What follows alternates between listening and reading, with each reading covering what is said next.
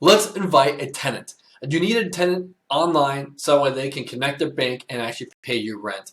Every time they pay you rent, they can submit maintenance tickets. All of that will be kept on Burbz, tagged to the property. That way, if you ever want more information, we'll keep a nice log for you. Two different ways we can do this. You can either do it from the main page, and you'll see up here under quick links, quick actions, it says invite tenants. We also have this guide if you want step-by-step instructions as well. So that guide is able to be found on the main page. You can click this quick links up here. A module will pop up.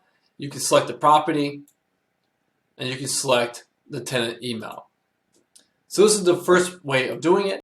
And the second way is to go to the property itself. So we'll go ahead and we'll say mansion. We'll go to the tenant tab. You cannot create a lease until you've set up the tenant. And we want to make sure that you can go ahead and set invite tenant. So in here, we'll select the property, and we'll just go ahead and use, and we'll call them 10 tenant at millinator.com. Now, an invite has been sent over. Now that you've invited a tenant, you need to wait for the tenant to be able to sign up and register, be able to create the lease agreement. So just to show you real quick, here's what you've gotten is an invite saying this tenant has been invited to your property. It doesn't matter if the landlord invited them or the co-manager invited them. This is the way that you're informed of who the tenant is and their contact information if need be. Now, if you're the tenant, they get an email that basically says, you've been invited. Will you please accept this invite in here?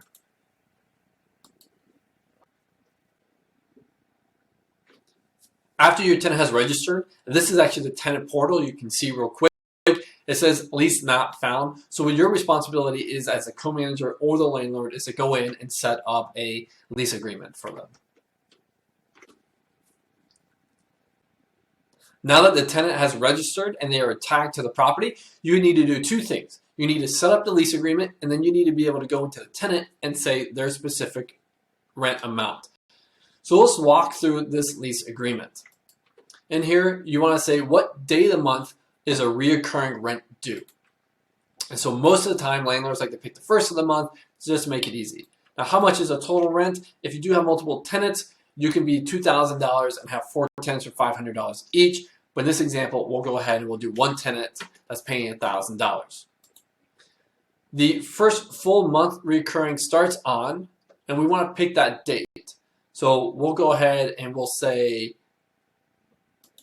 we're going to go back in time, and we'll say this is actually October 1st. And when does this lease end? I'll get out of the way. And we'll go ahead and say it ends in the end of the year.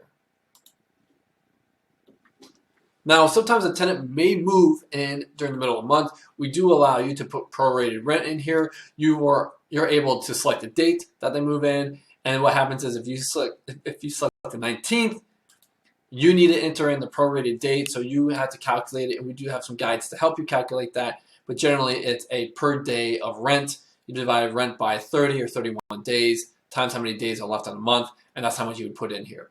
This will allow the tenant to pay that first partial month payment. And then moving forward, they start to be paying rent on the first in here as well. Automatic late fees in case the tenant doesn't pay by a certain time. If you want to add in your penalties, you're more than welcome to. We do it by two different ways. You are able to do it by percentage of rent, or you're able to do it as a flat rate. Now, it's very important. Please read your state landlord-tenant laws because there are legal requirements. Some states say it can only go up to 5%, 10%. Some states say it's $10, $50.